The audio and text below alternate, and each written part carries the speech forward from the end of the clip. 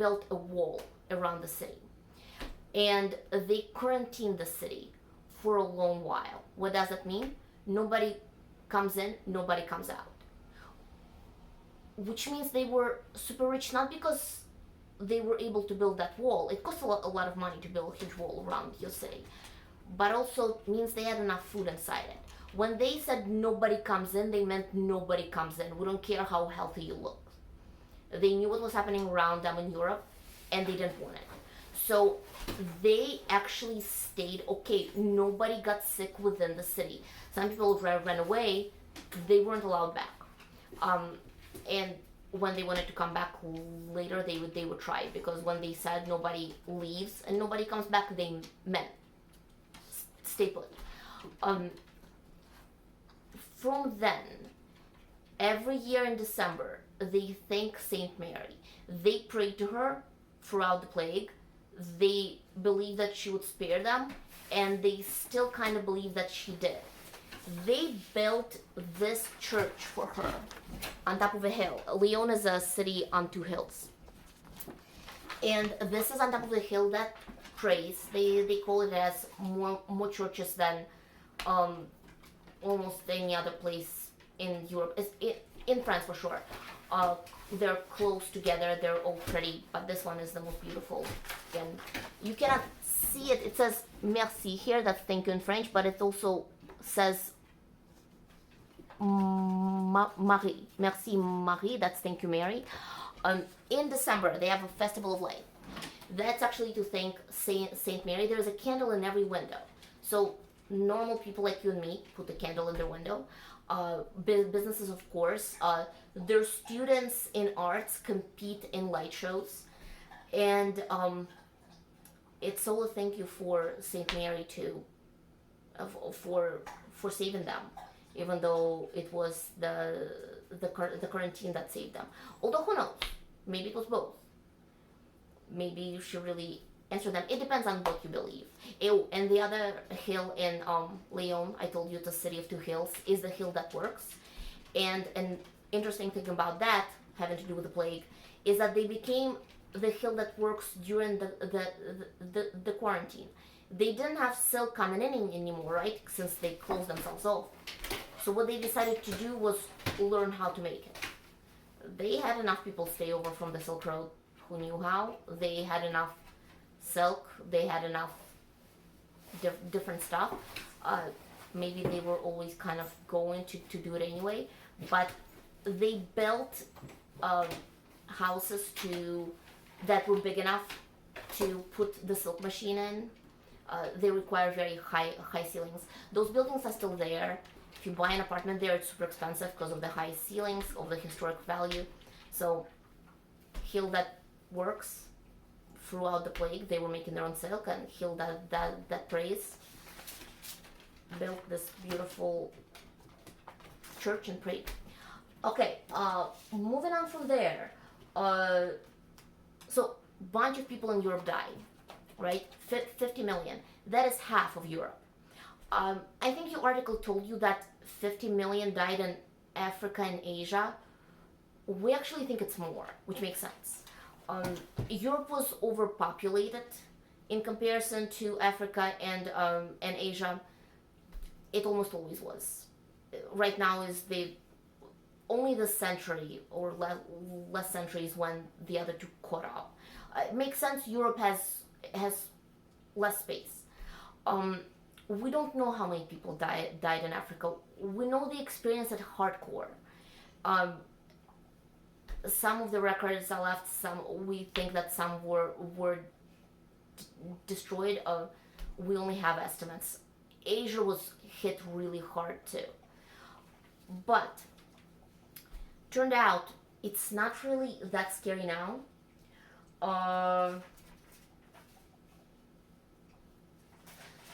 So the plague is bacteria.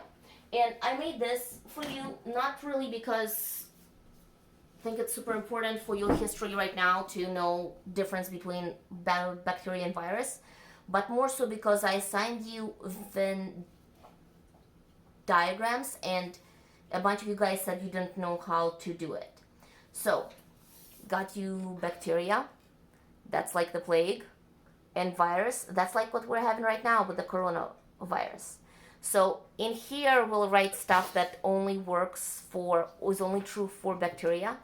In here we'll write stuff that's only true for virus. And then in the middle we'll write stuff that is true for both. Okay. So the nice thing about bacteria is that we got it beat.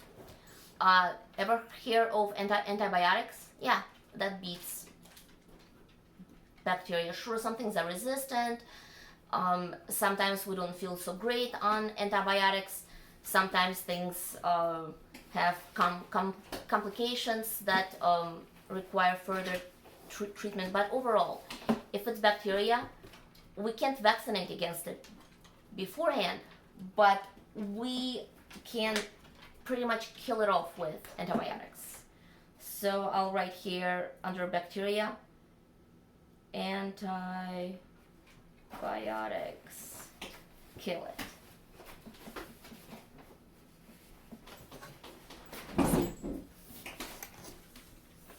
It has to do with bacteria, so I wrote it for bacteria.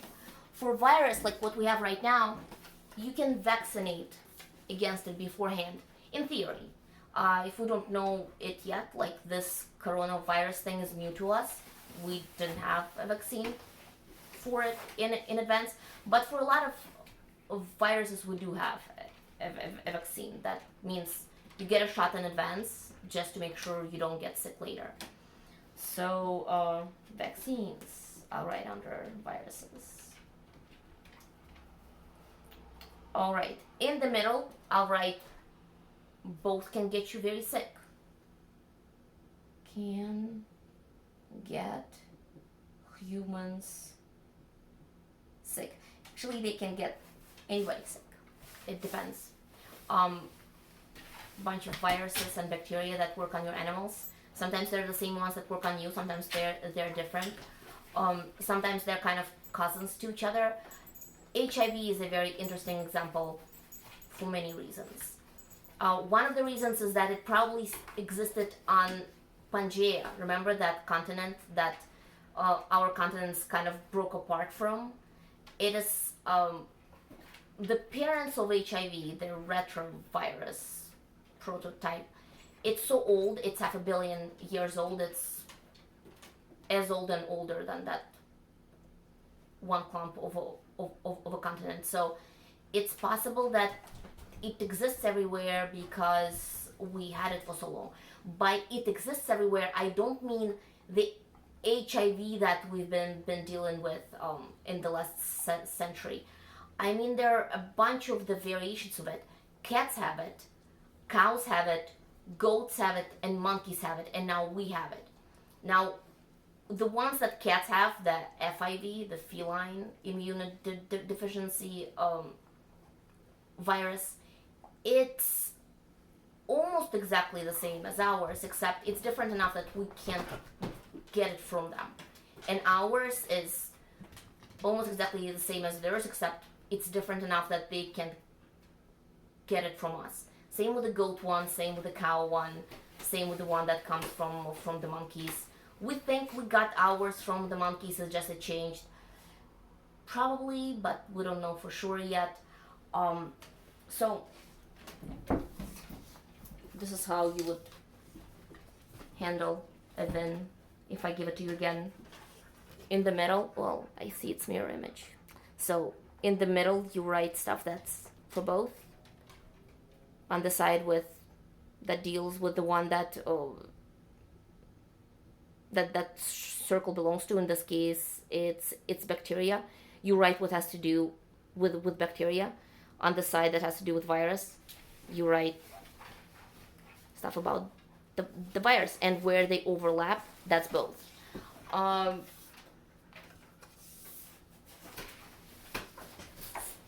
What you need to know about both is that all they want to do is eat. Well, they don't want anything. They can't think. They're living creatures, sorta, life forms. All they are is hungry, and for a second that they are not hungry, they will make more of themselves, and so on. Bacteria, as opposed to virus, can multiply outside of you if they've eaten. A virus has to be inside somebody who is alive and use their tissue to grow. But we don't really need to know more about that. What else did I have for you? I've already talked long enough. I feel like. Okay, so I have here in my notes, tell you why plague is not a big deal today.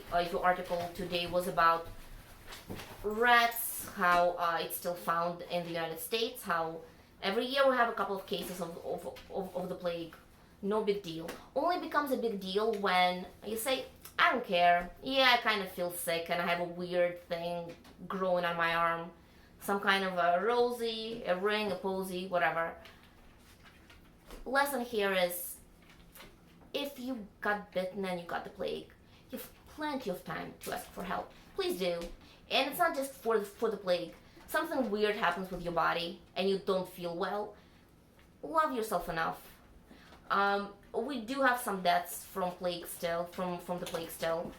It's when people just don't go and get help, and by the time they do, it's too late because they're already so ill. You have weeks from that first infection with the plague to go and get help. You don't have to know right away, but when something starts to look strange and you know, kind of I'm throwing up, which is what will happen once plague gets a hold of you, but still you can get help. Kind of a fever, kind of thrown up. I don't know, I have kind of this ugly, itchy thing. Go and have somebody take a look at it. By somebody, I mean a doctor at a clinic or a hospital. It's not a big deal because we have antibiotics, plenty of different types that would handle the plague. We're not worried about it anymore. It's alive and well because rats still carry it, squirrels carry it, they give it to dogs. They told you in the article, New Mexico and California has a bunch. Because their dog population, they picked it up. The rats picked it up. It's nice and warm there. Even though bacteria that does not need warmth, it can survive in all kinds of conditions. It grows better in warmth. So, hey, it happens a couple of times a year. But as long as they go to the hospital, which most of them eventually do, we haven't had a death in this country from the plague in a long while, even though we have somebody with it every year. You know, they pick it up, doctors say those are usually the people who sleep with their dogs. Well, also those are usually the people who didn't treat their dog's fleas. If your dog has no fleas, it can't get the plague. Okay, so that's the other big takeaway here concerning the plague. Make sure your animals don't have fleas. And make sure you don't have fleas or lice, because that will keep you safe from lots of things like fleas or the plague. Alright, and since I mentioned HIV twice, there is an interesting thing about it having to do with the plague. Now, HIV is a virus, and we just learned that virus and bacteria are two totally different life forms, right? So they're not the same thing. They're not related. They don't come from the same ancestor. They're kind of like, a mushroom and a bird don't come from the same ancestor. They're totally different life forms. Same with bacteria and virus. But HIV and the plague somehow accidentally happen to attack the body in a very similar way. What they do, for different reasons, but first thing they do when they enter, they try to get through the shell of your white blood cells. So they attack your immune system. There's a very interesting thing that scientists saw during the HIV epidemic, during the AIDS epidemic. People who came from the areas of the world that were hard hit by the plague, 1 in 100 were immune to HIV because they had a mutation of a hardened shell for the white blood cell, which allowed them to survive the plague and allowed them to have kids while others were dying because they were immune. So that is the same thing that kept them not susceptible to HIV, and they did test it over and over. You can test for that mutation now. It's not a hoax. You cannot tell who has it by looking at them. They might be the same ethnicity as a population that was hard hit, but again, you don't know if they're that one out of 100. But it's easy enough to test with a blood test. So I thought that was pretty interesting. Okay, guys, thank you for staying for 46 minutes. If you stayed, stop by my Zoom. Let's do a Q&A. Hi, Archie. Do you see the map behind me? It's a 17th century map. You like it? We're 7th grade. We're studying 600s through 1600s. So by the time we're done, that's the map that they had. All right? You have a good day and stay safe.